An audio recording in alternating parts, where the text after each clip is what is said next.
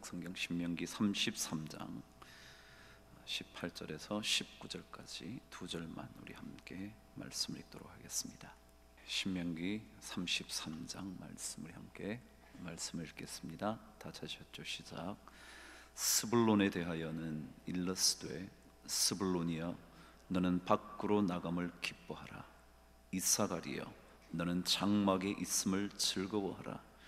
그들이 백성들을 불러 산에 이르게 하고 거기에서 의로운 제사를 드릴 것이며 바다의 풍부한 것과 모래에 감추어진 보배를 흡수하리로다. 아멘. 주님께서 이 땅에 오신 목적은 한 가지밖에 없었습니다. 구원이라는 목적입니다. 다시 말하면 생명을 주시려는 목적 한 가지였습니다. 그래서 마태복음 1장 21절에 의하면 주님께서 탄생하시던 이야기를 그렇게 적어 놓았죠. 아들을 낳으리니 그 이름을 예수라 하라. 왜 예수라고 짓게 되었냐 하면 이는 그가 자기 백성을 그들의 죄에서 구원할 자임이더라. 주님께서 이 땅에 오시게 된 이유는 자기의 백성들을 그 죄에서, 그들의 죄에서 구원할 자이시기 때문에 구원하시기 위하여 이 땅에 오셨다고 말씀을 하고 있습니다. 그것만이 아니라 주님께서 직접 자신이 오신 이유를 마가복음 10장 45절은 그렇게 말씀했죠. 인자에 온 것은 섬김을 받으려 함이 아니요 도리어 섬기려 하고, 그 다음 뭐예요? 자신의 목숨, 자기의 목숨을 많은 사람의 대속물로 주려 함이로다 그랬습니다. 주님께서 오신 이유는 자신의 목숨을 많은 사람들, 우리들을 위하여 대속물로 주시기 위함이다.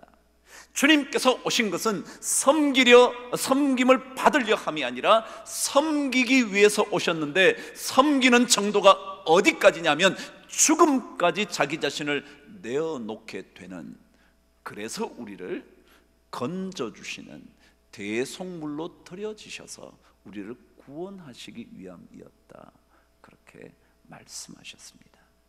그렇습니다. 주님께서 오신 목적은 한 가지입니다. 여러분과 저를 구원하시기 위하여, 여러분과 저를 죄에서 건져주시기 위하여. 그런데 요한복음 10장 10절은 주님께서 오신 목적을 한 가지 더 덧붙여 놓았습니다. 마태복음이나 마가복음의 오신 목적은 한 가지였습니다. 근데 요한복음에 의하면 주님께서 자신이 오신 목적을 한 가지, 그 중요한 구원, 생명이라는 얘기와 덧붙여 하나를 더 기록해 주셨습니다. 기억하시나요? 내가 온 것은 무엇 때문에요? 내가 온 것은 무엇 때문에요? 양으로 생명을 얻게 하고, 그 다음 뭐라고요? 더 풍성히 얻게 하려 함이다 그랬습니다. 주님께서 오신 목적을 요한복음은 두 가지로 기억을 합니다. 한 가지는 생명을 얻게 하시는 것, 결국 구원, 그것이었습니다. 그런데 한 가지 더 덧붙여 말씀하셨습니다. 그 생명을 더 풍성하게 얻게 하기 위하여 주님께서 오셨다는 겁니다. 여러분, 그렇습니다. 주님께서 생명, 구원, 이것이 최종 목적인데 요한복음에는 여기에 덧붙여서 그 구원받은 생명이 더 풍성한 생명을 얻으면서 살도록 하시기 위하여 이 땅에 오셨다, 그런 겁니다. 혹시 이 자리에 오신 분 중에 아직까지 영원한 생명의 구원을 받지 못하셨다면 그분의 이름을 부르십시오. 예수 그리스도 그분의 이름을 부르면 구원을 주시겠다고 약속하셨으니까 부르십시오. 그리고 구원을 받으십시오. 그러나 구원 받으신 분들이 이 자리에 오셨다면 여러분과 저는 더 풍성한 생명, 삶을 누리시는 은혜를 꼭 받아야 할 줄 믿습니다. 오늘 말씀을 통해서 여러분과 저는 구원받은 백성들에게 주님께서 생명을 주신 그 백성들에게 더 풍성한 삶이 무엇인지를, 오늘 어쩌면 모세가 그의 마지막 유언으로 남겼던 말씀 중에 한 말씀을 통하여 그 더 풍성한 삶이 무엇인지, 어떻게 주어지는지 확인할 수 있게 되기를 바랍니다. 오늘 먼저 19절 뒷부분을 보면 그렇지, 이것이 바로 주님께서 말씀하신 더 풍성한 삶이지 이해하실 수 있을 겁니다. 19절 뒷부분을 함께 읽습니다. 시작. 바다의 풍부한 것과 모래에 감추어진 보배를 흡수할 거다. 그렇습니다. 바다의 풍부한 것과 모래에 감추어져 있고 숨겨져 있는 보배까지 우리가 얻게 될 거다. 저는 이것을 더 풍성한 삶이다 라고 말하고 싶습니다. 왠지 아세요? 오늘 여기에 등장한 흡수한다는 말은요, 끄집어낸다 그런 뜻입니다. 다시 말하면 그 속에 담겨져 있었는데 모르고 살다가 거기에 뭐가 있었지 하나 둘씩 끄집어내는 겁니다. 그래서 아예 성경은 그렇게 표현했죠. 모래 속에 감추어져 있었던 보배가 있었는데, 진짜 멋진 인생이 있었는데 우리가 그것을 모르고 살았다는 거죠. 그것을 하나 둘씩 캐내는 것. 그래요. 21세기는 바다의 시대랍니다. 바다로부터 모든 것을 건져낸답니다. 그래요. 오늘 뭐라 그랬죠? 바다의 풍부한 것과 모래에 숨겨져 있고 감추어져 있는 보배를 흡수하게 된다. 하나 둘씩 건지게 될 거예요. 그래서 여러분의 삶과 제 삶이 점점 더 풍성해지는 거예요. 그래서 주님께서 말씀하신 대로 내가 온 것은 양으로 생명을 얻게 하고 더 풍성하게 얻도록 하시겠다는 말씀에 부합되는 그 얘기. 자, 그렇다면 우리는 어떻게 하면 바다의 풍부한 것과 모래에 감추어진 보배를 끄집어내어 내 삶 속에 가져올 수 있는 풍성한 삶의 주인공이 될까? 그 얘기를 여러분과 하려고 그러는 겁니다. 오늘 성경은 가장 중요한 풍부한 삶을 위하여, 여러분과 저에게 주어진 구원의 생명을 누리는 삶이 더 풍성한 구원의 삶이 되기 위하여 오늘 스불론과 이사갈에게 들려준 모세의 유언을 통하여 그 삶의 원칙이 뭔가, 그거 한 가지 여러분과 발견하게 될 겁니다. 18절 저와 함께 읽겠습니다. 시작. 스불론에 대하여는 일러스되 스불론이여 너는 밖으로 나감을 기뻐하라. 이사갈이여 너는 장막에 있음을 즐거워하라. 그랬습니다. 이사갈과 스불론, 이 두 사람은 야곱의 아들 중에 레아에게서 마지막으로 태어난 두 아들이었습니다. 레아라는 아내, 야곱의 사랑을 받지 못했던 레아라는 아내의 마지막 두 아들이었습니다. 그런데 이 두 아들이 신명기로 넘어오면, 다시 말하면 이미 이스라엘 백성들이 가나안 땅에 들어가서 땅을 다 차지하게 되었던, 이제 모세가 마지막 유언이라면 이제 곧 그 땅을 차지하게 될 그 얘기를 들려준 겁니다. 근데 나중에 가나안 땅에 들어간 스불론과 이사갈이 차지하게 된 땅은 갈릴리 호수의 아래쪽 부근입니다. 대략 그렇게 이해하시면 됩니다. 예루살렘이 좀 더 밑에 있고요, 조금 더 위로 갈릴리 호수가 있는데 그 갈릴리 호수의 하단부에 약간 좌측에 자리 잡은 이 지파들이 스불론과 이사갈이었습니다. 그 스불론과 이사갈 지파 옆에 뭐가 붙어 있냐면 갓 아셀이라는 큰 지파가 차지했고, 그 밑으로는 하나님께서 그 백성들에게 준 땅을 그 베냐민 지파들이 므낫세 지파들이 쫙 차지하고 있습니다. 여러분, 이스라엘 땅 팔레스타인은요, 지중해를 중심으로 해변 도시로 말하면 국가로 이루어져 있습니다. 이해가 되시죠? 지중해, 성경에는 대해라고 적혀있는 지중해를 중심으로 백성들이 쫙 땅을 차지합니다. 그 중간 지점에 갈릴리 호수가 있습니다. 므낫세의 반지파는 오른쪽 동편으로 가 있고요, 반지파는 또 서쪽에 와 있습니다. 이 지파들이 주로 해변 쪽을 차지하고 있었고, 그 위쪽으로 아셀 지파들이 해변 쪽을 차지하고 있었습니다. 그리고 그 옆으로 스불론과 이사갈은 조그만 지파들이었고 땅을 조금 차지한 지파들이었습니다. 배경 설명이죠. 그런데 오늘 성경은 뭐라고 그러냐 하면, 스불론에게 너는 밖으로 나감을 기뻐하라, 이사갈에는 장막 안에 있음을 즐거워하라, 그랬다는 겁니다. 이 얘기는 무슨 얘기였냐 하면, 스불론 지파와 이사갈 지파는 땅을 차지한 나눔을 분배를 했을 때 그리 많지 않은 땅을 차지했습니다. 스불론은 제가 말씀드려도 아셀이라는 지파, 큰 지파 옆에 마치 혹처럼 붙어 있었습니다. 근데 여기에 나감을 기뻐한다는 얘기는 무슨 뜻이냐면, 스불론 지파들이 나중에 해상무역을 합니다. 여러분, 그런데요, 해상무역은 누가 쉬웠냐 하면 므낫세 서쪽 지파와 아셀 지파, 다시 말하면 지중해와 연결되어 있는 지파는 해상무역이 쉬웠습니다.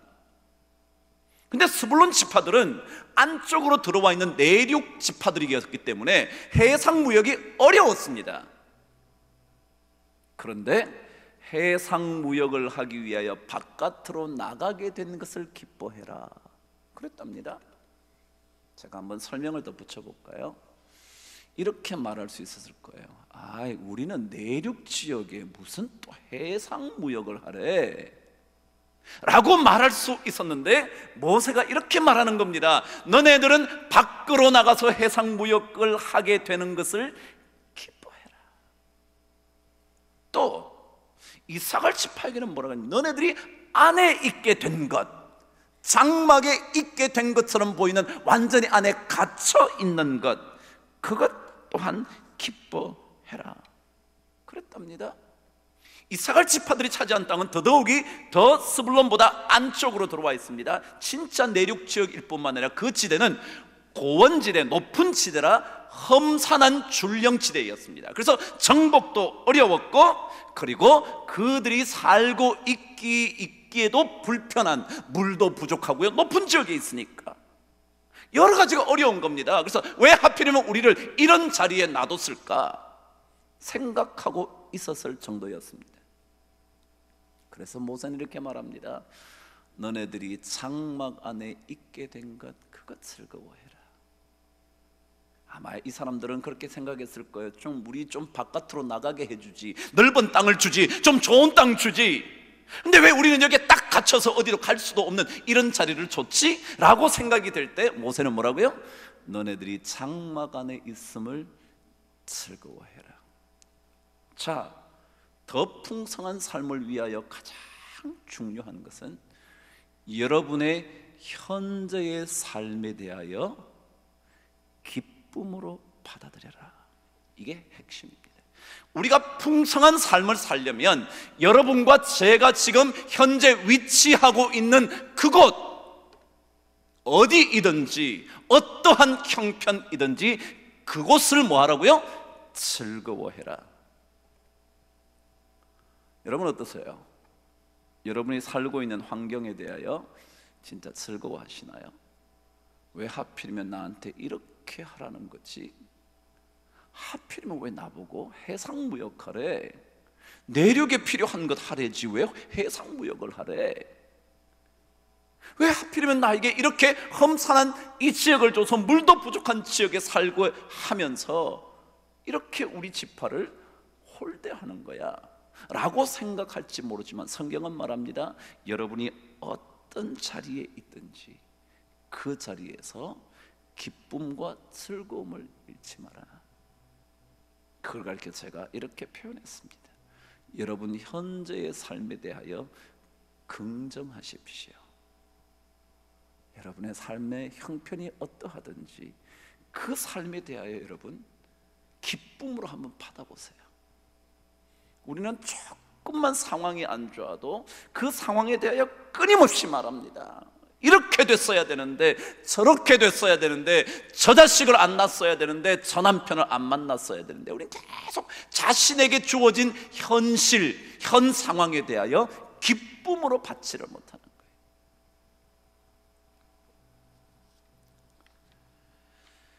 좀 더 기뻐할 수 있으면 좋은데, 좀 더 즐거워할 수 있으면 좋은데, 우리는 우리의 현재를 못 받아들입니다.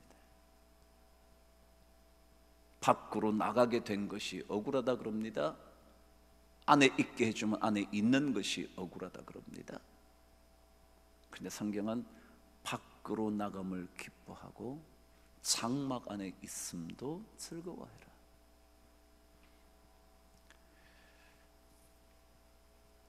여러분 아마데우스라는 영화를 보셨나요? 꽤나 오래된 영화였죠. 거기에 보면 모차르트라는 탁월 정도가 아니라 음악의 천재였던 그 등장인물이 주인공이었지만, 사실은 어쩌면 그 천재의 등장을 바라보며 고통스러워하는 한 궁중음악가였던 살리엘이라는 사람의 삶이 어쩌면 주인공처럼 느껴졌습니다. 여러분 보시면 처음 장면이 살리엘이라는 나이 들고 흉측하게 늙어간 그 사람의 모습이 등장합니다. 그리고는 예전을 회상하면서 영화가 펼쳐지죠. 이 살리엘이라는 사람은 누구냐면 그 당시 최고의 궁중음악가였습니다. 삶이 확실하게 보장되어 있었고요, 궁중에서 그는 누릴 수 있는 것 다 누렸고요, 그도 탁월한 음악가였고요. 그런데 그가 모차르트가 등장하면서부터 그의 삶은 엄청난 불행과 비극으로 삶으로 전락하고 맙니다. 얼마나 고통스러운지 그가 하나님께 부르짖습니다.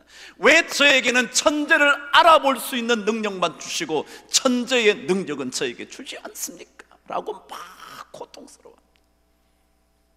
사실은 그에게 있는 게 너무 많았는데, 궁중음악가라서 모자랄 것 하나 없었고, 궁정에서 왕에게 모든 그곳의 고위 대작들에게 인정받고 있었던 사람이었는데,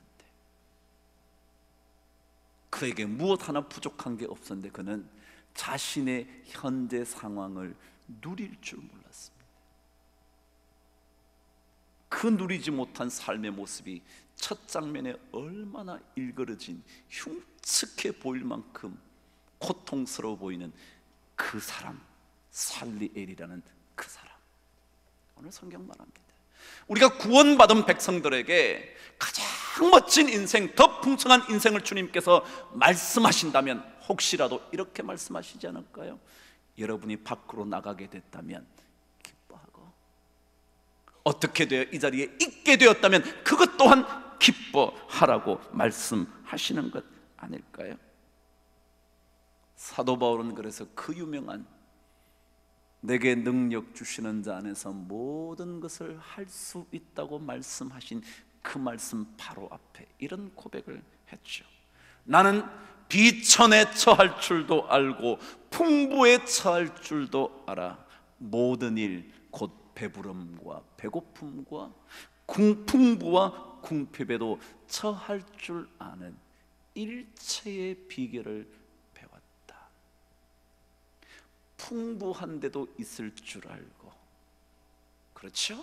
밖으로 나가게 되어도 감사하고, 비천하게 살게 되었어도 안에 어쩌다가 있게 된 것도 감사하고, 부유하게 살 수 있는 기회가 주어졌으면 그것도 감사하고, 어쩌다가 사업이 어려워져 조금 힘들게 살아도 그것도 즐거워하고, 이런 삶을 배우고 나면, 비결을 배우고 나면 주님 안에서 무엇이든지 할 수 있다.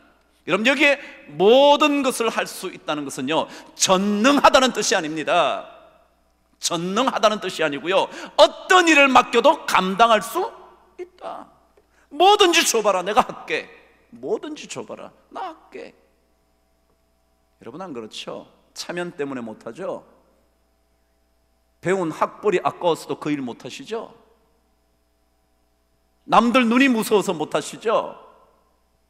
모든 걸 못하는 거예요. 아무거나 주면 하세요. 뭐 어때요? 내가 잘 배웠어도 지금 잘 배운 거 쓸 수 없는 시기인가 보다 그러고 배우지도 못한 것 해보세요. 왜요? 그게 뭐라고요? 밖으로 나감을 기뻐하고 장막 안에 있음도 기뻐하는 거죠. 여러분은 여러분의 삶에 대하여 긍정하시면서 사십니까? 아니면 불평하면서 사십니까? 여러분은 밖으로 나가게 된 것을 즐거워하십니까? 부인들 아내의 불평은 그거죠. 열심히 돈 번다고 남편이 바깥으로 돌아다니면 싫다 그러죠. 당신은 가정 좀 지켜, 가정. 그래서 그 다음에 완전히 들어와서 가정 지키면 뭐라고 해요? 좀 나가라, 나가. 그러잖아요. 우리 그걸 못하는 거죠. 왜냐하면 하나님께서 풍성한 삶, 이게 모세의 마지막 축복의 유언이거든요. 여러분, 나가게 되었다면 감사하세요. 그 자리가 여러분이 원하지 않던 자리이든지 원하는 자리이든지, 나가시게 됐다면, 그 직장을 여러분 얻게 되셨다면 기뻐하세요. 아이고, 내가 이런 직장 왜 들어왔지? 그러지 마시고요, 밖으로 나감을 인하여 즐거워하십시오. 기뻐하십시오. 안에 있어도 마찬가지입니다. 우리가 뭐든 못하겠습니까? 까짓거 아무거나 주는 대로 하면 되지 뭐. 제가 그래요, 진짜로. 큰 교회만 하는 게 재밌나요? 아니요, 저는 다 큰 교회 싫어요. 맡겨주는 대로 하면 돼요. 맡겨주는 대로. 한 명 데리고 해도요 하는 거죠. 그래서 그럼 뭐 먹고 살아요? 다른 일에서 돈 벌고 살죠? 여러분, 그렇잖아요. 뭐든지 그래, 뭐든지. 근데 우리는 다 내 삶에 대하여 받아들이지를 못하는 거예요. 나에게 주어진 삶을 즐거워하지 못하는 거예요. 항상 기뻐하라, 쉬지 말고 기도하라, 범사에 감사하라. 이것이 그리스도 예수 안에 있는 너희들을 향한, 우리들을 향하신 하나님의 뜻이다. 근데 사탄은요, 항상 불평해라, 항상 원망해야 돼, 일 생길 때마다 짜증내야 돼, 억울한 일 당하면 더더욱이 분노를 터뜨려야 돼. 계속 말합니다. 그리고 이렇게 말해요. 이것이 너희들을 향한 사탄의 뜻이니라. 여러분, 사탄은 그래요. 성경은요, 나가게 되셨으면 감사하세요. 돈이 많이 벌리냐 안 벌리냐 그러지, 나가게 된 것을 감사하세요. 있게 됐다면 아이고, 쉴 수 있어서 감사하지. 집안 잘 돌보고 하지 못했던 것 잘 도와줘야지. 그럼 이성미라는 개그 우먼을 아시나요? 네. 모르면 그만이고요. 그래서 이성미라는 개그 우먼이 있습니다. 그가 예수를 만나면서 경험했던 얘기 한 것이었습니다. 그가 외국으로 나가서 아이를 키워요. 근데 너무 자식이 속을 썩이는 거예요. 아들이 속을 썩이는데 막 미칠 것 같다는 거예요. 그래서 막 날마다 들어오면 막 아들에게 막 쏘아부는 거예요.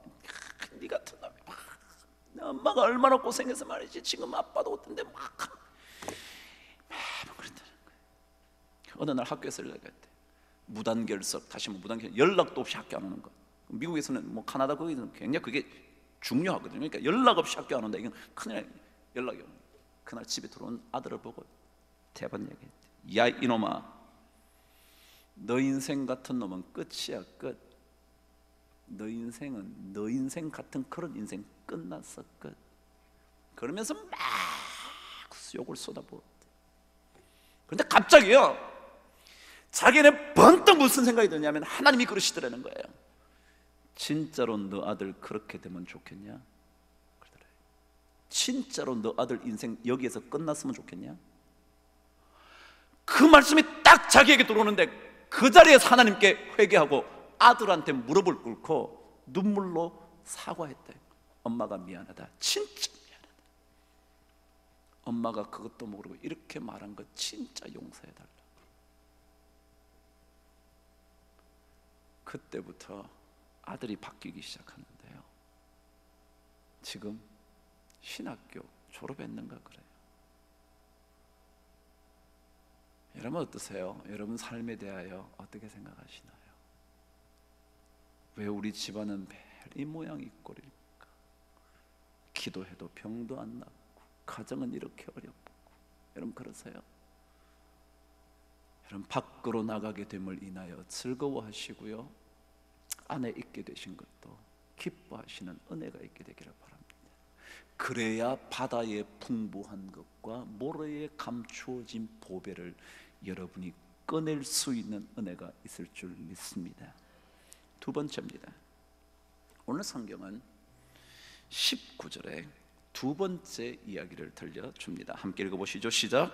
그들이 백성들을 불러 산에 이르게 하고 거기에서 의로운 제사를 드릴 것이며 그렇게 되면 바다의 풍부한 것과 모래에 감추어진 보배를 흡수하게 될 거야. 설명 안 해도 되겠죠?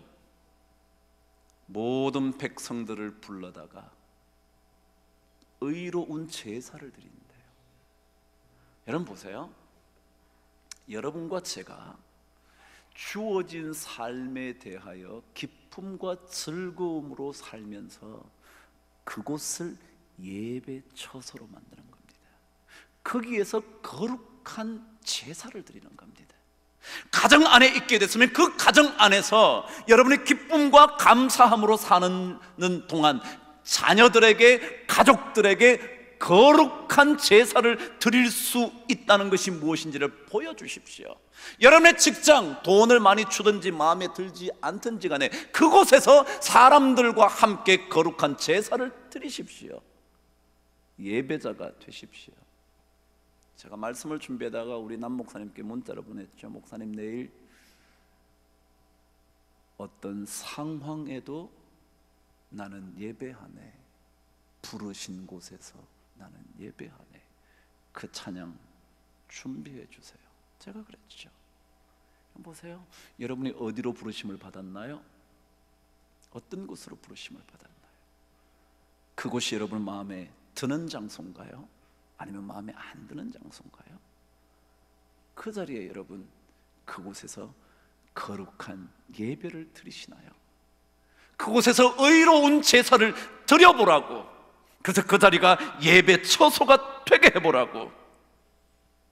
그렇게 되면 하나님께서 더 풍성한 삶을 살게 해주실 거라고 하나님은 약속하셨죠.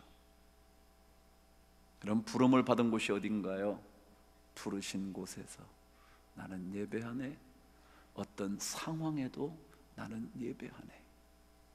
내가 걸어갈 때 길이 되는 그곳에서, 내가 살아갈 때 삶이 이루어지는 그곳에서, 이 사람을 만나서 살게 된 이 삶 속에서 내가 예배하고, 내가 걸어가게 된 내 인생의 길에서 예배하게 되면 그때 하나님께서 바다의 풍부한 것과 모래에 감추어진 것을 얻게 될 거라고.